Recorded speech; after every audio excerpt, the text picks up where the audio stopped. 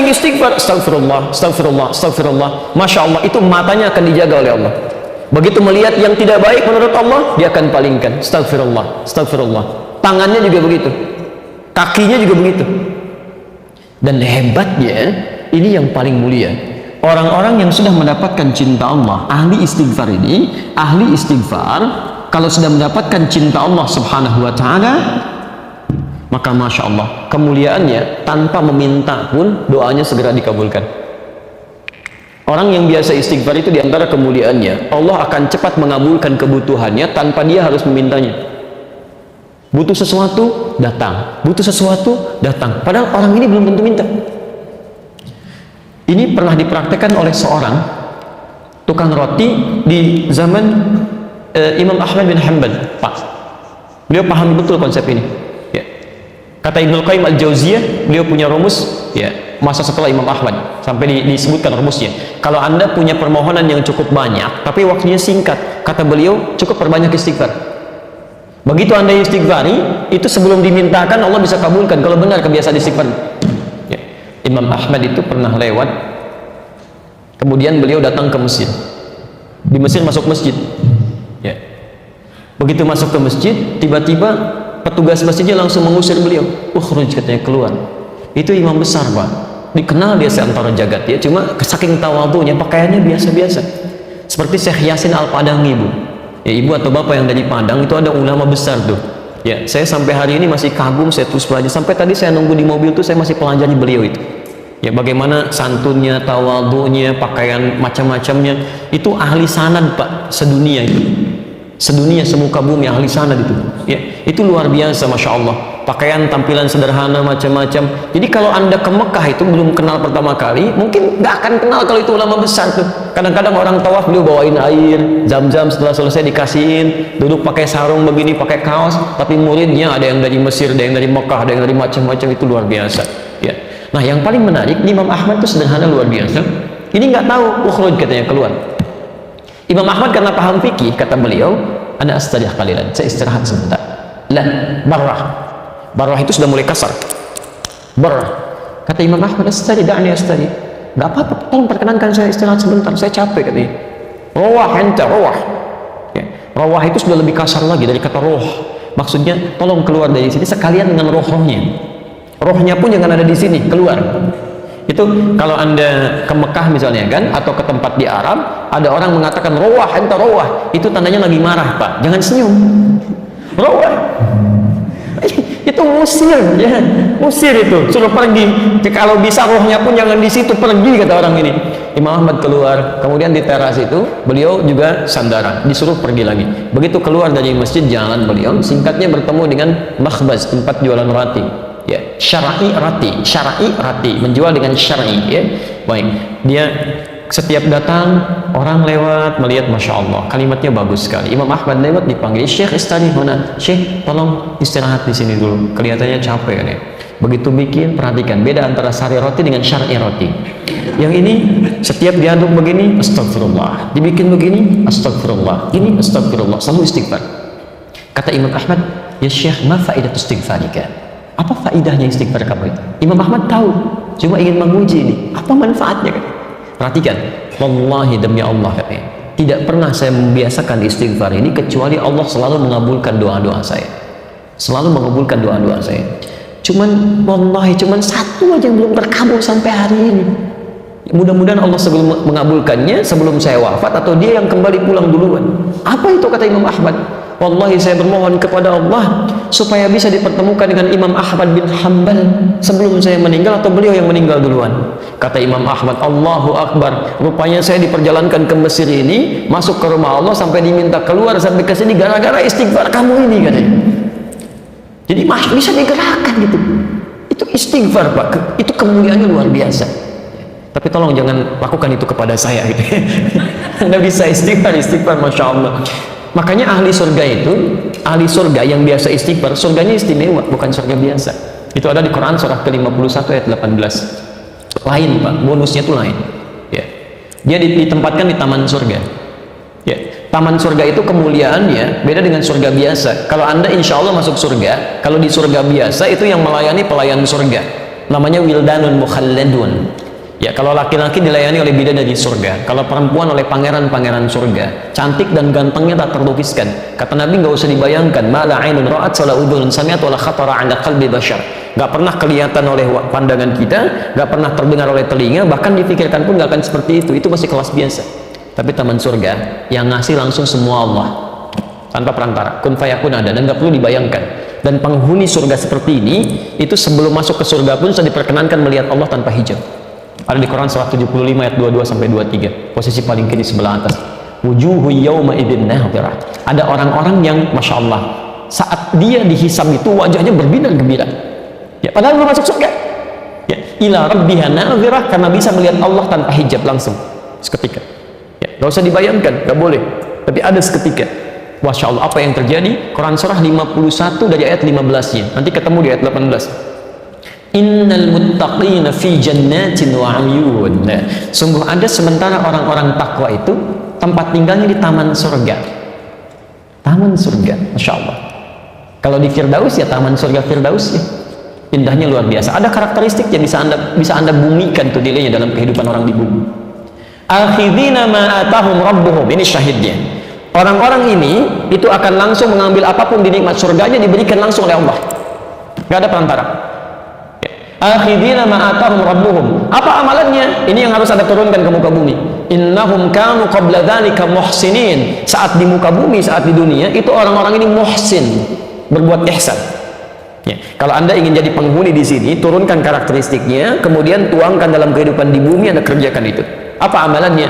Kanu qalila minal laili ma yahja'un. Amalan pertama, dia terbiasa sedikit tidurnya. Itu bahasa Quran.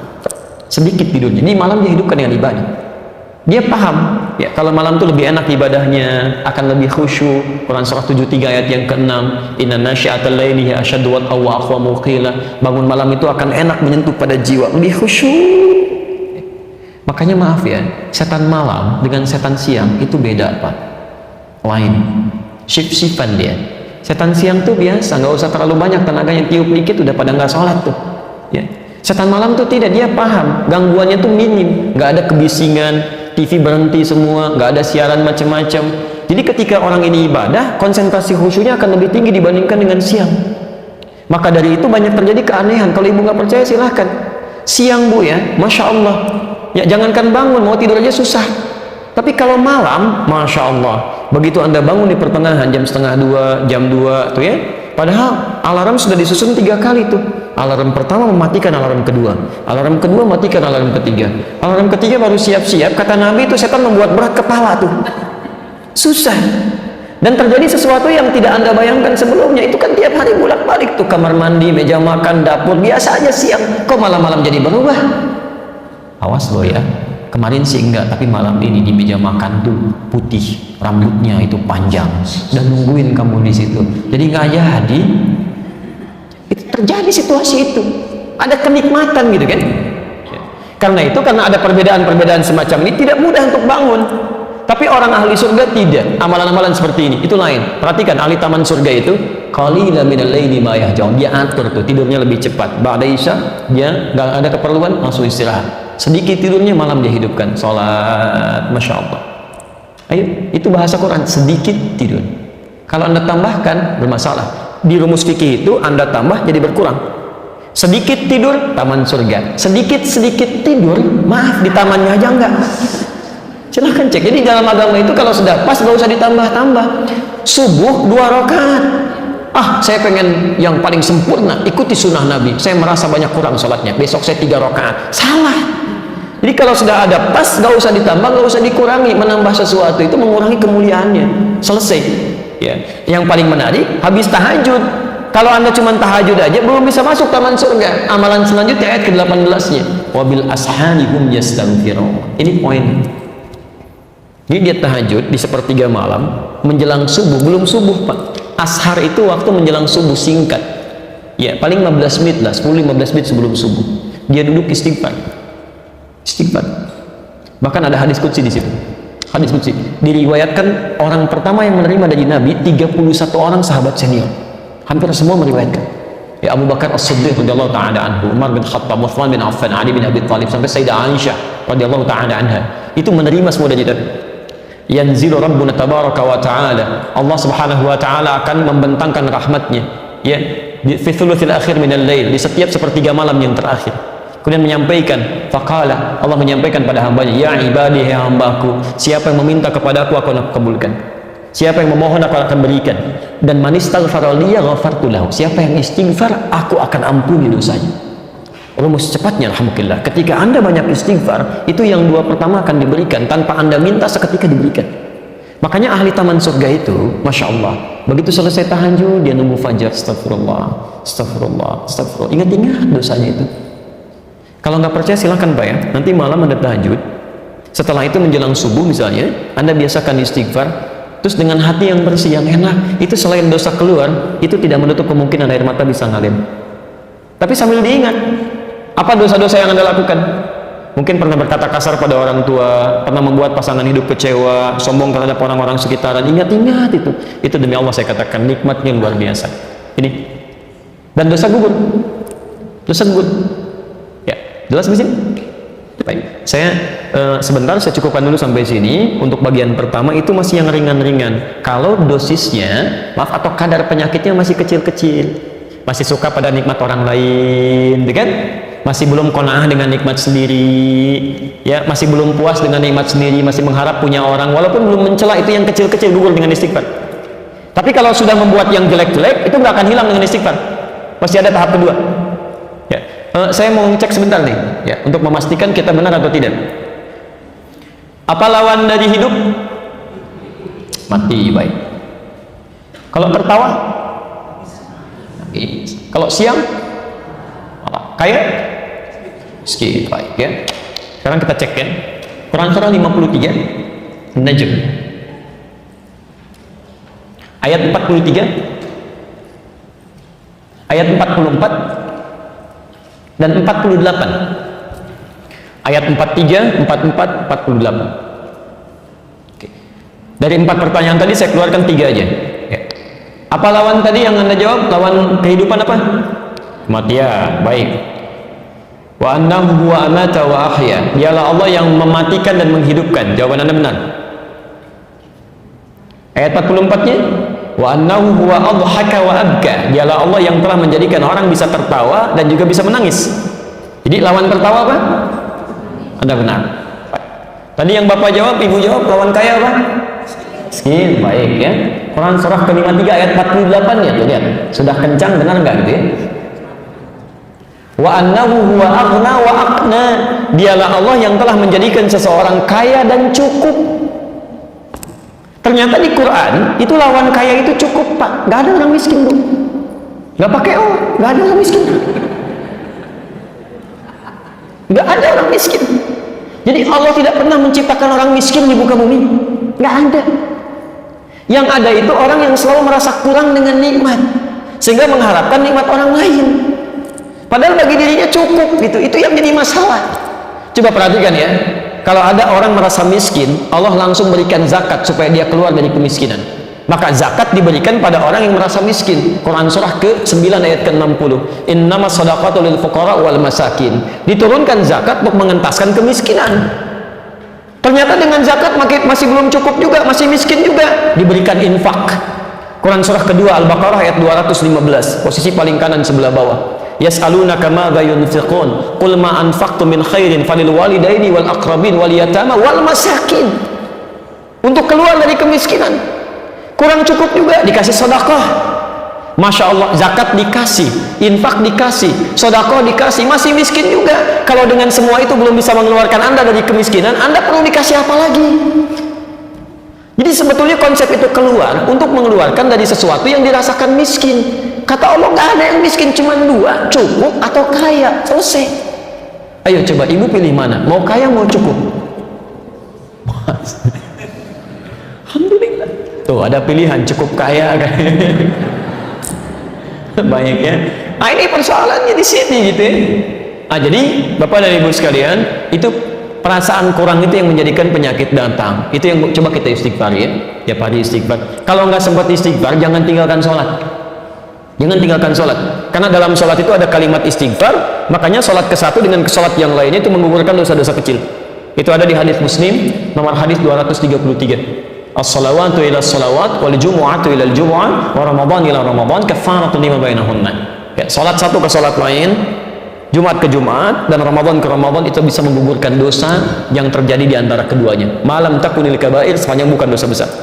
Di Anda umur punya dosa, ya, dosa-dosa kecil, asar sholat.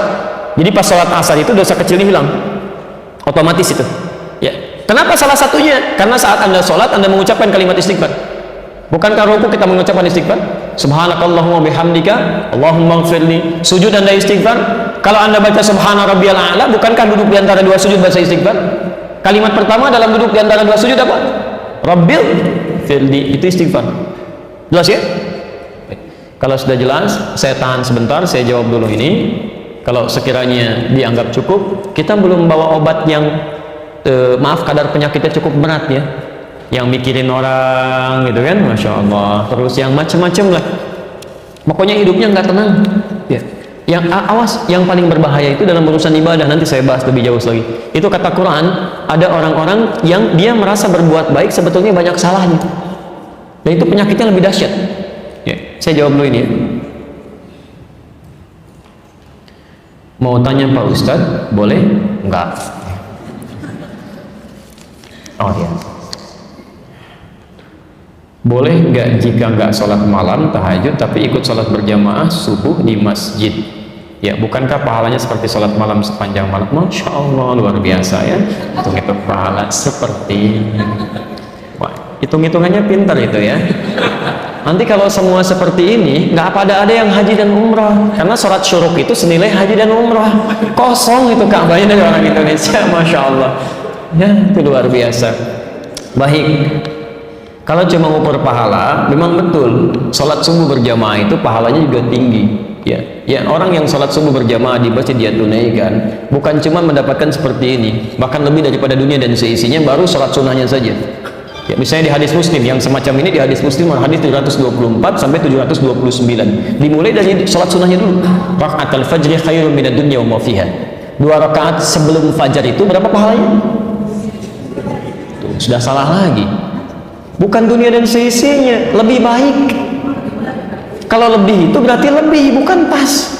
Lebih dari, berarti dunia dan seisinya pun itu masih ya. Dan kalau Anda bisa tunaikan sholat fardunya, Masya Allah, itu mempercepat ke surga, diberikan pahala berlipat. Dan seperti halnya sholat malam kalau berjamaah tanpa putus, itu maksudnya bukan sholat malamnya, tapi meraih pahalanya semisal itu.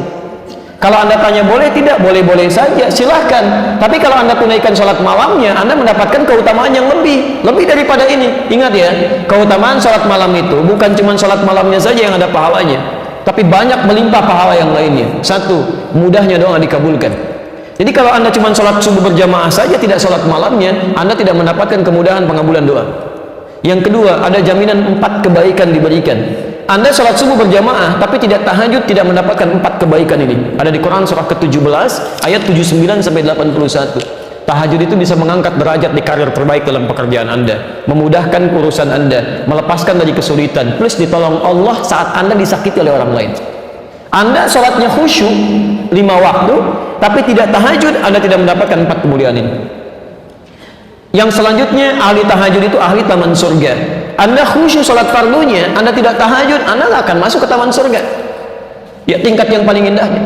Yang selanjutnya, ahli tahajud itu dekat dengan Nabi. Ya, maaf, dekat dengan Nabi. Nabi aja tahajud, Nabi Rasul dijamin masuk surga, masih tahajud. Anda bukan Nabi, bukan Rasul, Masya Allah gitu kan. Baik, Allahumma sayyiban nafi'an.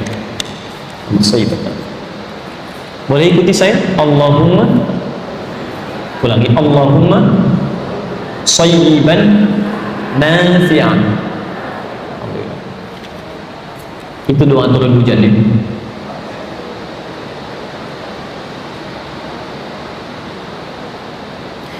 Saya pernah baca di Bulughul Maram bahwa sholat dapat dijamak bila sudah 3,5, bukan fasa tapi farsakh.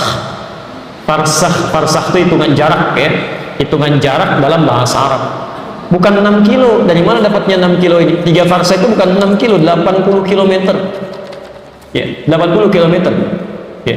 Karena satu farsakhnya saja itu kisaran 27,5 27,5 kilo 1 farsakh. Jadi kalau 3 farsakh berapa? Ya itu kisaran 80 kilo, 80 sampai 82 kilometer ya. Apakah bisa dilakukan? Betul, tapi hati-hati. Cara membaca hadis itu bukan seperti membaca terjemahan begitu, maknanya begitu, tidak. Ada maknanya. Ya, dalam ilmu fikih itu begini, kalau ada kalimat hadis mengandung makna hukum, maka dibacanya harus baca teori hukum. Harus menggunakan teori hukum. Ya, dalam bahasa Indonesia saja kalimat hukum beda dengan kalimat biasa. Lain, apalagi dalam hadis. Nah, kalimat hukum ini mengandung ilat itu sebab hukumnya. Ya, sekarang begini, kalau Anda baca misalnya kalimat standarnya, perjalanan 3 farsakh sekitar 80 km misalnya, itu membolehkan sholat di jamaah. Tapi dalam ilat, sebab hukum dalam fikih, Anda mesti lihat yang ditempuh oleh Nabi dalam jarak 80 km per jam itu perjalanan seperti apa? Apa persamaannya? Pakai kemudian hukum kias, dianalogikan dengan kita sekarang. Kita coba persepsikan dengan keadaan yang sama. Maaf, kalau zaman Nabi ada kendaraannya apa? Unta. Baik. Pernah naik unta, Pak? Belum.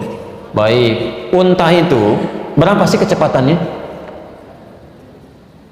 Baik, 30 km per jam, 60 paling cepat kilometer per jam. Itu kalau lagi senang. Unta tuh. Tapi unta itu hewan yang unik, Bu. Gimana moodnya aja tuh. Itu gimana moodnya itu, makanya disebutkan di Quran punya keistimewaan khusus. Itu saya saat mengajar di Tripoli, ngajar tafsir, itu saya bawa anak-anak kita itu belajar langsung ke kebun binatang, Pak. Kita belajar praktikal. Jadi keluarkan, dibagi kelompok, membagi hewan-hewan yang ada di Quran. Itu unik. Saya pernah praktikkan di Indonesia. Kita ajak ke kebun binatang. Ya ada yang ikut juga seperti bapak, ibu, anak-anaknya. Kita kasih kelompok. Satu kelompok unta, kedua ada kelompok kera, ada semua hewan yang ada di Quran. Misal kenapa orang Yahudi dikutuk menjadi kera? Jadi diberi tugas tuh. Kenapa unta disebutkan afala yang buruna ilal ibli kaifa khuliqat? Ya, apakah mereka tidak memperhatikan bagaimana unta diciptakan? Begitu dianalisis luar biasa, Pak. Ya. Itu kelompok kera pernah menguji kera, lempar dengan makanan pisang, dia ambil dengan kanannya. Lempar dengan lagi, ambil dengan kirinya. Lempar lagi, ambil dengan kedua kakinya. Begitu yang lain datang, dia serang. Gak boleh ngambil yang punya dia. Tapi kalau dia sudah bosan, dia akan masuk ke daerah yang lainnya, dia acak-acak yang lainnya, dan dia keluarkan dari situ. Mirip-mirip seperti yang sekarang. Jadi dikutuk jadi kera itu memang kelakuannya begitu. Punya orang ambil, pengen mendominasi, yang lain gak boleh maju. Kalau usil sedikit, tembakin orang lain. Memang begitu kelakuannya. Makanya tidak dikutuk menjadi tikus. Gitu. Iya, selesai. Unta itu Masya Allah. Banyak sekali keutamaannya itu. Unta satu-satunya hewan yang punya selaput di matanya.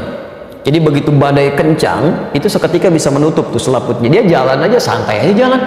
Anda punya mobil Ferrari pun sehebat apapun, bawa tuh ke padang pasir, mogok juga. Unta mah jalan aja. Makanya disebut oleh orang Arab, Safinatus Sakhra, kendaraan terhebat di padang pasir. Unta, Pak. Cuman jangan salah, unta itu bagaimana moodnya. Kalau tuannya bagus, dia akan melayani dengan baik. Tapi kalau tuannya menjengkelkan, dia akan bersikap yang sama. Di Libya itu pernah kejadian, ada orang yang kasar terhadap unta, sering dipukulin, jarang dikasih makan. Itu dihafalin, Pak, dari mana dia datang, dilihat. Begitu malam dia keluar dari sarangnya, dari sangkarnya, maaf, dari tempat dia, kemudian dia buka, dia injak-injak sampai meninggal tuannya. Kejadian. Tapi kalau dalam urusan jalan, itu moodnya gimana dia aja. Begitu kencang, begitu santai, kadang tuannya dilihatin begini, jalan gitu ya. Berapa kilometer per jam? 10 km, 20 km per jam. Makanya orang Arab itu punya syair khusus, Pak. Ada 16 rumus di ilmu arud, disebut dengan bahar. Itu diantaranya bagaimana membuat unta bisa cepat jalan dan lambat jalan. Kalau mau lambat, nama rumusnya tawil namanya, bahar tawil. Ya. Kifa nabki min dzikr habibin wa manzili bi saqtil wa baina ad-dukhuli fahalmali fa'ulun mafa'ilun fa'ulun mafa'ilu fa'ulun mafa'ilun fa'ulun mafa'ilu. Jalannya santai, lihat ke atas begini, jalan lagi. Tapi kalau pengen dia cepat pakai rajaz, mustafilun mustafilun mustafilun mustafilun mustafilun mustafilun sauti safiril bulbuli hayyaja qalbi thamiri al-ma'u wa zahru ma zahri lahdul muqali fa anta ya sayyidani wa sayyidi wa maulani fakam tayammuni ghuzailun uqayqali qatabtuhu min wajhatin min fili hadha ar-rajuli faqala la la la faqad ghada muhadwili wal walad wali wali wailani faqultu la tuwali fa bainul wali qalat law hina kazain wa radidul muqali katan kakalani tatabuli. Kencang tuh dia. Cuman sekencang-kencangnya berapa kecepatannya? Yang kedua, medan kita dengan medan diharapkan beda. Nabi jalan pakai unta, yang dilewatin apa? Padang pasir. Pernah lewat padang pasir enggak? Apalagi kalau ada angin, ada badai macam-macam, ya, belum hewan-hewan di sekitarnya. Nah, ini yang disebut dengan illat. Illat ini bukan cuma masafah, bukan cuma jarak, tapi ada masyaqqah, kadar kesulitan di perjalanan. Di Arab itu kalau sudah 80 km per jam dulu, itu pasti sudah terasa berat di jalannya. Berat di jalan. Apalagi kalau nggak ada unta, berarti jalan kaki. Nah, ini yang diambil hukumnya ke kita sekarang. Kalau ada perjalanan 80 km, apakah mesti dijamak? Belum tentu. Kalau perjalanan ditempuh dengan keadaan nyaman, bahkan belum menghadirkan waktu sholat biasa. Ya, misal, mohon maaf, misal ya, Anda misalnya ingin kalau ke Lampung, ya, dari sini ke Lampung bisa, dari Jakarta ke Lampung. Dengan dari Jakarta ke Bekasi, jauh mana? Ke Lampung. Tapi Anda ke Lampung pakai pesawat, ke Bekasi pakai beca. Ya, perbandingannya bagaimana? Ke Lampung mah cuma setengah jam, flight pertama setengah satu tuh dari Cengkareng, nyampe ke sana jam 1, asar aja belum muncul, cuman sebentar. Masya Allah, di waktu yang sama silahkan kayu tuh beca dari Jakarta tuh, ya, ke Bekasi, lewat sini lewat situ macam-macam, belum kena macet segala rupa, mungkin belum tentu nyampe maghrib ke Jakarta, ke Bekasi gitu ya. Nah, di dalam situasi itu nanti berlaku hukum. Jelas ya, itu disebut dengan illat. Makanya ketika jamak dan qasar muncul, illatnya bukan cuma perjalanan, ada illat lain, khauf, ada khawatir, ada masalah. Quran surah keempat ayat 101, posisi paling kiri sebelah bawah di pojok. Wa idza darabtum fil ardi, kalau Anda berperjalanan di muka bumi, falaisa alaikum junahun an taqsuru minas shalah. Enggak ada masalah kalau pengen mengqasar salat. Jangankan jamak, qasar boleh. Cuman kapan itu dilakukan? In khiftum ayyaftinakumul ladzina kafaru. Jika khawatir ada gangguan di perjalanan seperti orang kafir mengganggu. Ya. Jadi illat hukumnya gangguan yang menghambat waktu sholat dilakukan dengan nyaman. Jadi maaf, tanpa perjalanan pun Bu ya, Ibu tidak melakukan perjalanan. Tapi misalnya Anda punya profesi yang menentukan maslahat bagi umat, yang kalaupun nggak di jalan itu akan berdampak pada maslahat. Ya, dokter ingin melakukan tindakan, dimulainya jam 1, diprediksi itu tindakan sampai maghrib Bu, Pak, sampai maghrib. Kan tidak mungkin kemudian ditinggalkan pasien kan, begitu adzan asar muncul, diobservasi, dilihat siap, semuanya siap, ayo kita mulai lakukan pembedahan. Begitu dibuka tuh, dilihat jantungnya, jantung bagaimana posisinya, adzan asar muncul, Allahu Akbar, Allahu Akbar. Maaf Mas ya, saya mau sholat dulu, nanti saya balik lagi. Wah, bisa sekarat itu pasien. Jadi Anda boleh lakukan, silakan ada jamaah di awal, kemudian setelah itu sampai maghrib, Anda bisa tunaikan maghribnya. Jelas di sini ya? Kecuali kalau perjalanan yang jaraknya merubah zona waktu. Walaupun perjalanan nyaman, tetap di situ memperbolehkan jamaah dan qasar. Anda ke Amerika, perjalanan cukup jauh, baru berangkat sedikit sudah gelap, padahal berangkatnya pagi gitu kan. Yang seperti itu sudah merubah zona waktu, maka dalam keadaan demikian itu boleh menjamak. Walaupun di pesawat nyaman, tenang. Itu penting saya sampaikan. Karena dulu ada salah seorang presiden Indonesia, salah seorang presiden di Indonesia, saya pernah amati dulu ya, tapi saya nggak usah nyebut nama ya, nggak usah nyebut nama. Cuman sebelum era Pak Jokowi, itu pernah melakukan, pernah melakukan perjalanan, itu konferensi pers waktu Ramadan. Ya, kami alhamdulillah telah melakukan puasa singkat ya. Puasa singkat. Jadi sedang jalan jauh, tiba-tiba di satu negara buka karena di sana sudah masuk maghrib. Terus lewat lagi negara, Masya Allah sudah subuh kan, pagi puasa lagi, jalan enak banget, paling cuma berapa jam. Kalau begitu orang kaya putar-putar dunia aja tuh ya, paling 10 hari udah beres tuh, 30 hari puasa gitu. Nah, jadi nggak bisa yang seperti itu. Tetap yang seperti itu mesti dilakukan qadha untuk puasanya, dan dia boleh rukhsah untuk berbuka, sama hukumnya dengan puasanya. Masih ada waktu? Mohon izin 5 menit lagi ya, dan saya harus siapkan untuk yang selanjutnya. Apakah penyakit fisik itu diakibatkan dari dosa yang pernah kita perbuat? Bisa iya, bisa tidak. Bisa iya, bisa tidak. Ya. Saya mulai dari yang tidak dulu. Maaf, Nabi Ayub misalnya. Kenal Nabi Ayub Bu? Ini mana kenalnya? Masya Allah. Suka agak bingung ya kadang-kadang. Udah semakin sore. Baik, Nabi Ayub itu punya dosa apa? Nabi, Rasul, ibadahnya rajin, dekat dengan Allah, diuji dengan penyakit, sakit. Jadi jangan disimpulkan setiap penyakit itu pasti punya dosa, belum tentu. Ya, tapi diuji dengan penyakit dan beliau sabar. Ya, kadang-kadang diantara penyakit itu ujian untuk meningkatkan ketaatan kita kepada Allah.